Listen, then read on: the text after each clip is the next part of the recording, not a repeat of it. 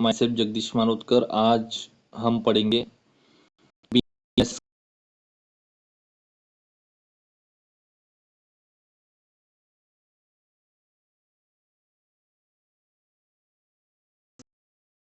है टॉपिक। अगर आप न्यू है इस यूट्यूब चैनल पे तो प्लीज सब्सक्राइब करें, शेयर करें और press the bell icon, bell icon को प्रेस करिए। तो आज हम पढ़ने वाले हैं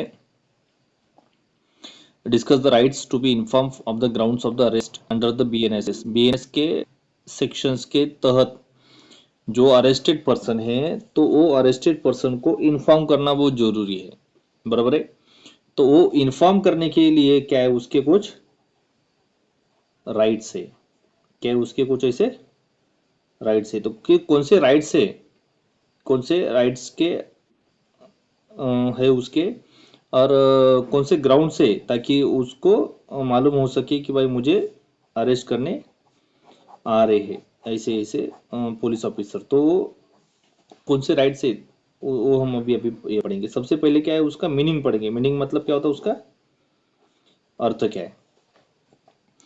When a person is arrested, they have a legal right to know the reason and the grounds of the arrested person। जब कभी कोई भी व्यक्ति को अरेस्ट किया जाता है, जब कभी कोई भी व्यक्ति को अरेस्ट किया जाता है तो उसको पहले लीगल उसका राइट है, उसका एक अधिकार है कि भाई मुझे क्यों अरेस्ट किया जा रहा है। To know the reason and the grounds of the arrest.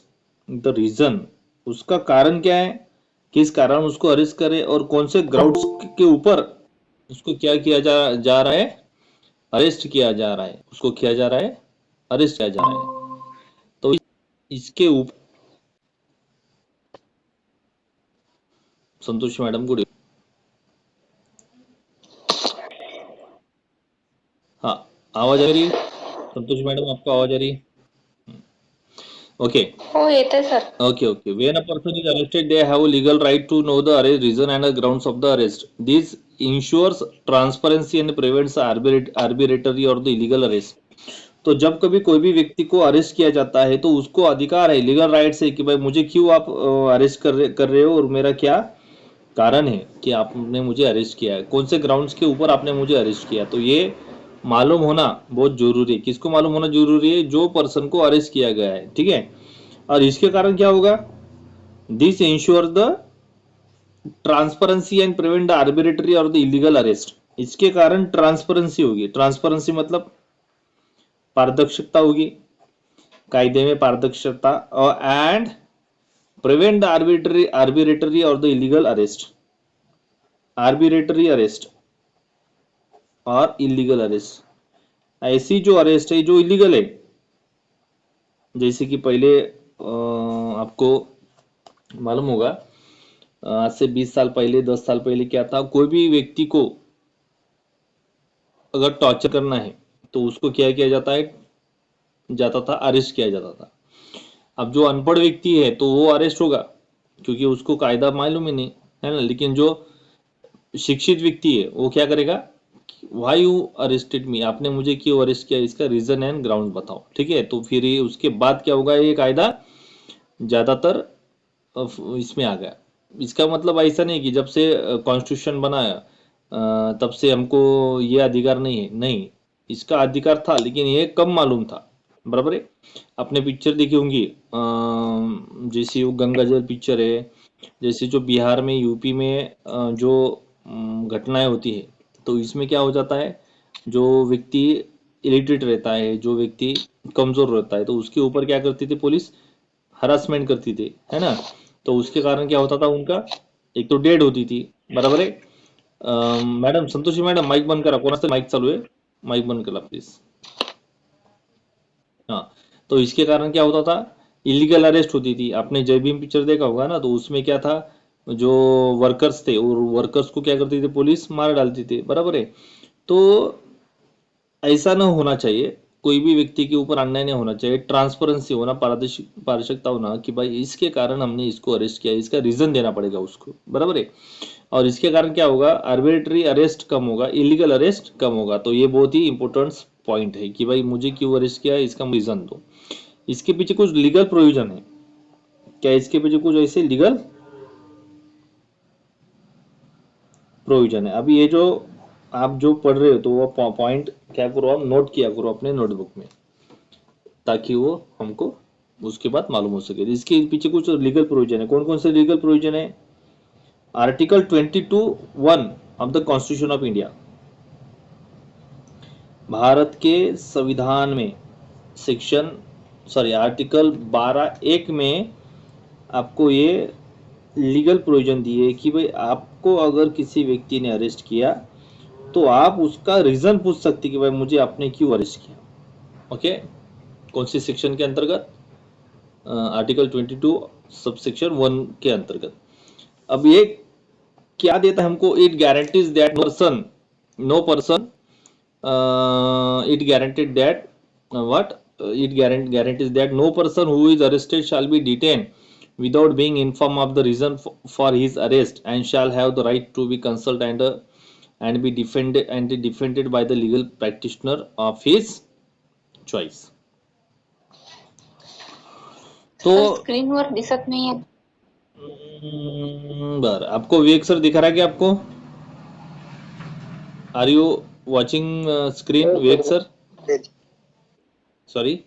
No, sir. No? Okay. Do you not tell me after before the same time?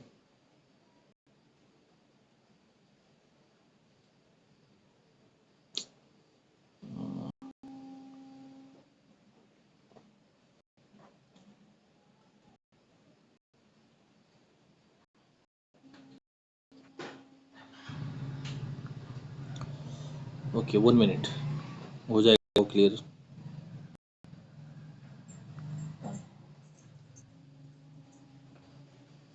इधर तो चालू है शेयरिंग मेरी। अब आप दिखाई दे रही क्या? देखो पर संतोष मैडम, अब दिखाई दे? नाही दिसत आहे. नहीं, मेरे तरफ से शेयरिंग चालू है। आप क्या करो, इसके नोटबुक में मतलब ग्रुप में देखो, वही अभी मैंने जो सेंड किया ना वही है। Okay, understand? Yes sir. हाँ, तो आर्टिकल 22 सबसेक्शन 1 भारतीय संविधान के आर्टिकल 22 सबसेक्शन 1 के अंतर्गत it guarantees that no person who is arrested shall be retain without the being inform of the reason for his arrest and shall have the right to consult and defended by the legal practitioner of his choice. तो ये हमको guarantee देता है, ये शाश्वती देता है, ये हमको गारंटी देता है कि भाई कोई भी व्यक्ति without inform to him not to be arrested, ऐसा जो व्यक्ति है जिसको अरेस्ट किया गया है लेकिन उसका रीजन उसको मालूम नहीं, तो इस प्रकार की घटना आपके बाद नहीं होगी, किसी भी व्यक्ति पे नहीं होगी। ओके, जब तक उसको इन्फॉर्म किया नहीं जाता है कि आपको इस कारण आपको अरेस्ट किया गया है, उसका रीजन उसको मालूम होना चाहिए। ये रीजन अगर उसको मालूम हो गया और उसके बाद उसको अरेस्ट हो गया तो ये क्या होगा फिर? Legal arrest. लेकिन अगर उसका रीजन ही मालूम नहीं फिर भी उसको उठाया और अंदर कर डाला तो ये क्या? उसका इलीगल अरेस्ट। तो अभी मैंने आपको बोला था कि कुछ जगह पे भारत में ऐसी घटनाएं हुई थी जिसके कारण जो विक्टिम है उसको क्या होता था, उसका राइट्स जो है वो डिस्टर्ब होता था। कभी भी उठा के लेके जाते थे पुलिस वाले, कभी भी उसको उठा के लेके जाते थे, मारते थे पुलिस स्टेशन में जाके। इसके कारण उसका क्या हो जाता था? उसकी जान जाती थी। जैसे कि अभी जो सोमनाथ सूर्यवंशी की जो केस है तो उसमें वो लड़के को मार डाला कस्टडी के अंदर, है ना। तो इस प्रकार की घटनाएं भारत में बहुत हो रही थी, तो इसके कारण ये राइट बन गया, राइट टू कंसल्ट। और उस व्यक्ति को कंसल्ट करने का भी अधिकार है। जैसे कि मुझे पुलिस ऑफिसर ने अरेस्ट किया तो मुझे राइट है कि मैं कंसल्ट करूं, किसी के साथ चर्चा करूं कि भाई मुझे अरेस्ट हो गया लेकिन मुझे मेरा रीजन ही मालूम नहीं क्या हो गया, या मुझे अरेस्ट हो गया तो इससे मुझे जमानत कैसे मिलेगी, मैं कैसे छूटूंगा, है ना। इसके लिए वो अपने लीगल प्रैक्टिशनर के साथ, मतलब वकील के साथ या अपने दोस्तों के साथ या जो उसका कलीग है उसके साथ क्या कर सकता है, वो वार्तालाप कर सकता है, डिस्कस कर सकता है। ये आर्टिकल 22 सबसेक्शन 1 में उसको दिया हुआ अधिकार है। उसके बाद article 50 subsection 1 sorry section 50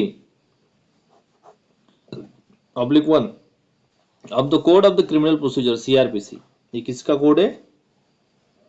code of the criminal procedure code. अब ये जो code of the criminal procedure code है, इसके अंदर अभी क्या होगा वो अभी हम यहाँ पे पढ़ने वाले हैं। Okay, every police officer arresting any person without a warrant must inform the person of the full particulars of the offense for which he is arrested।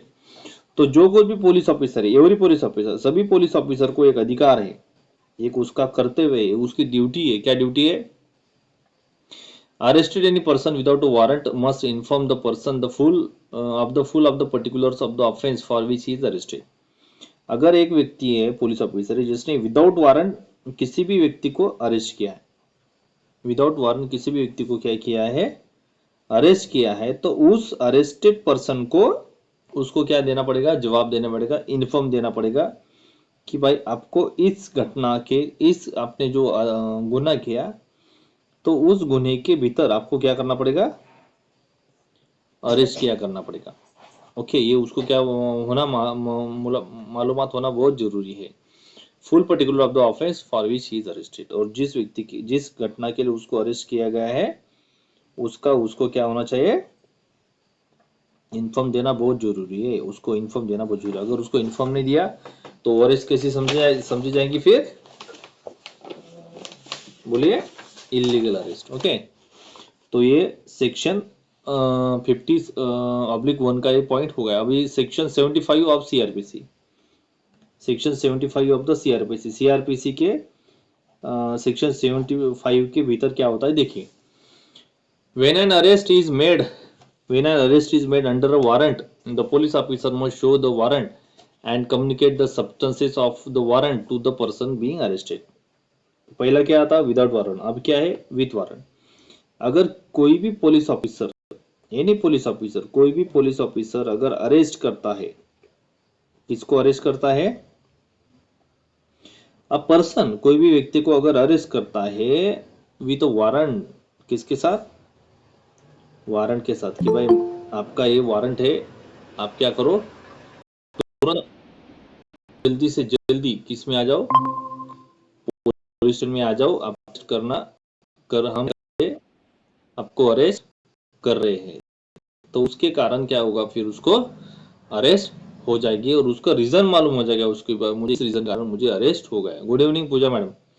आता आपण शिकत आहोत कोणत्या ग्राउंड खाली, कोणत्या ग्राउंड खाली किंवा कोणत्या रूल्स खाली, कोणत्या अधिकाराखाली कोणत्या व्यक्तीला आपल्याला अरेस्ट करता येते, तर तो सेक्शन आता आपण याच्यात पाहणार आहोत। ओके, हाँ, तो मग सेक्शन 75 सीआरपीसी काय देते? When an arrest is made under the warrant, the police officer must show the warrant and communicable the substances of the warrant to the person being arrested.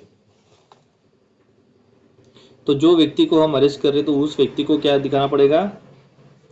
Police officer जो रहता है उसको, जो arrested कर रहे हैं उसको वारंट दिखाना पड़ता है कि भाई आपके अगेंस्ट में ऐसा वारंट है, तो आपको क्या है, अब अटक करने का प्रावधान किया गया है। तो आप क्या करो, एक तो जमा हो जाओ पुलिस स्टेशन में, या हम आपको अरेस्ट करने आ रहे हैं, आप वहां पे रुक जाओ।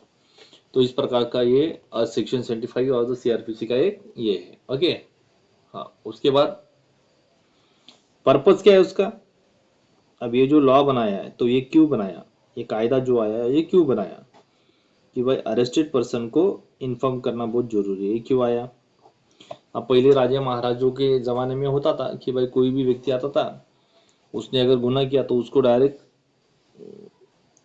जेल में डालते थे। लेकिन उस अब यह अधिकार मालूम हो, अब यह अधिकार आया कि भाई आपको अरेस्ट क्यों किया गया है ना? तो इसका पर्पस क्या है, उद्देश्य क्या है?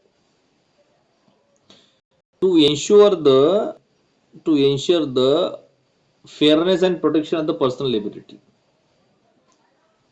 to ensure the fairness and protection of personal liberty। Personal liberty मतलब अभी स्वतंत्र।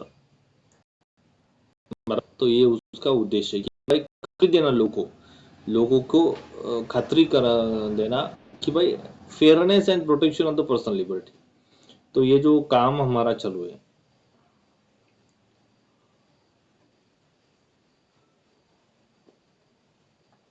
जो हमारा काम चालू है वो किसके लिए चालू है? क्या पर्पज है? To prevent the to ensure the fairness and the protection of the personal liberty. जो कुछ भी हमारे पर्सनल लिबर्टी, जो कुछ भी हमारे व्यक्तिगत अधिकार है, तो उस व्यक्ति को क्या करना? खातरी देना कि भाई आपके जो अधिकार है वो क्या हो जाएंगे? प्रोटेक्शन और फेयरनेस हो जाएगी। और दूसरा क्या है? To prevent the illegal detention of और the misuse of the police officer. Illegal detention, बेकायदेशीर तुरुंगात डालने, और misuse of the police power. जो कुछ भी पुलिस पावर है तो उस पुलिस पावर का क्या करना? मिस यूज करना। और मिस यूज के कारण क्या हो जाएगा? उसको अरेस्ट किया जाएगा और वो अगेंस्ट द लॉ है। इसके लिए ये इंश्योर किया जाता है कि फेयरनेस लिबर्टी, आपकी जो अभिव्यक्ति स्वतंत्र है, इसके ऊपर क्या हो, कोई डिस्टर्ब ना हो, और आपका जो फेयरनेस एंड प्रोटेक्शन का जो है वो चलता है। ओके,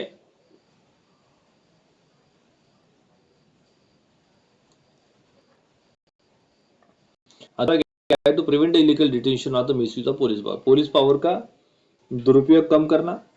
उसके बाद इलीगल डिटेंशन, जैसे पहले क्या था, कोई भी लोग लेके जाते थे पुलिस स्टेशन में, मारते थे और छोड़ देते थे, लेकिन ऐसा नहीं होता। ठीक है, उसका क्या? उसके बाद क्या? कुछ यहाँ पे इंपॉर्टेंट केस लॉ है, ऐसे कुछ इंपॉर्टेंट ऐसे केस लॉ है, क्योंकि इंपॉर्टेंट केस लॉ नहीं लिखी तो हमको मार्क्स मिलेंगे नहीं। तो Jogendra Kumar versus state of Uttar Pradesh लिख लो। ये कौन सी केस है? ये Joginder Kumar, sorry, Joginder Kumar versus state of UP.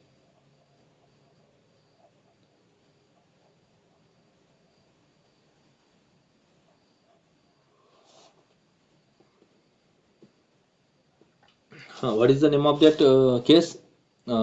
Reference case Joginder Kumar versus state of Uttar Pradesh 1944.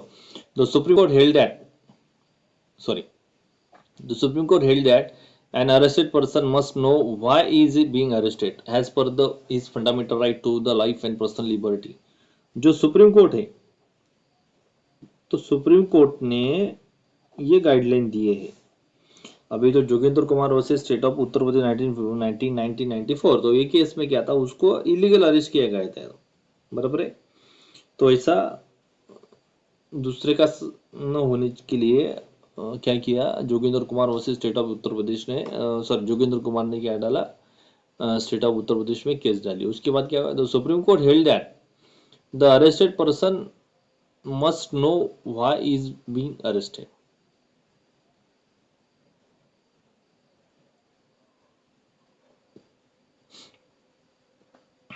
Supreme court held that an arrested person must know why is being arrested. Supreme court का एक मालूम है, ये गाइडलाइन है, सुप्रीम कोर्ट को मालूम है कि ये कोई भी व्यक्ति को हम अरेस्ट करते हैं, कोई भी व्यक्ति को हम क्या कर सकते हैं? अरेस्ट करते हैं, तो उसका reason and cause must be known to the arrested person. वो जो अरेस्टेड पर्सन है,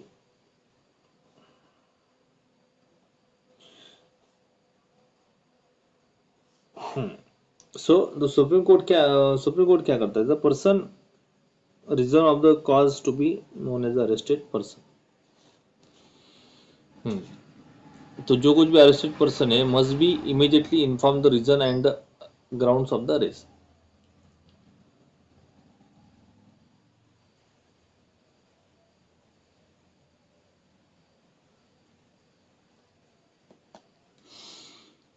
next, an arrested person must be immediately informed of the reason and the grounds of the arrest. This is the constitutional and legal rights under the Article 22 subsection 1 and section 50 and 75 CRPC. तो जो कुछ भी arrested person है उस arrested person को immediately inform करना बहुत जरूरी है। जो व्यक्ति अरेस्टेड हो गया तो उसकी माहिती देना बहुत जरूरी है। Okay,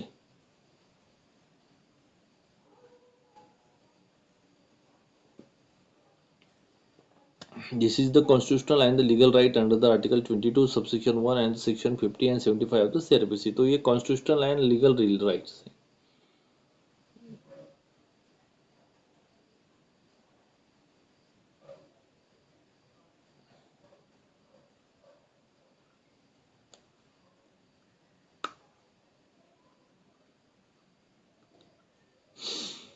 Next. तो arrested person must be immediately informed of the reason and the grounds of the arrest. This is the constitutional and the legal right under the Article 22 subsection 1 and section 50 and 75 of CRPC. तो जो कुछ भी arrested person है तो उस party को immediately inform होना बहुत जरूरी है, उसको मालूम होना बहुत जरूरी है कि भाई हमने इस रीजन और इस ग्राउंड्स के कारण क्या हो गया, मुझे अरेस्ट हो सकता है. This is the constitutional and legal right under the article 22 and section 50 and 75.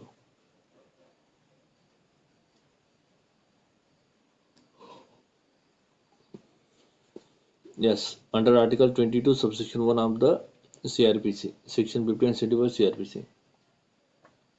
तो ये क्या है उसका रेफरेंस कैसे उसके. हाँ, तो इस प्रकार से ये टॉपिक यहाँ पे खत्म होता है कि भाई कौन से ग्राउंड्स के अंदर पुलिस आपको अरेस्ट कर सकती है. Okay, okay, thank you.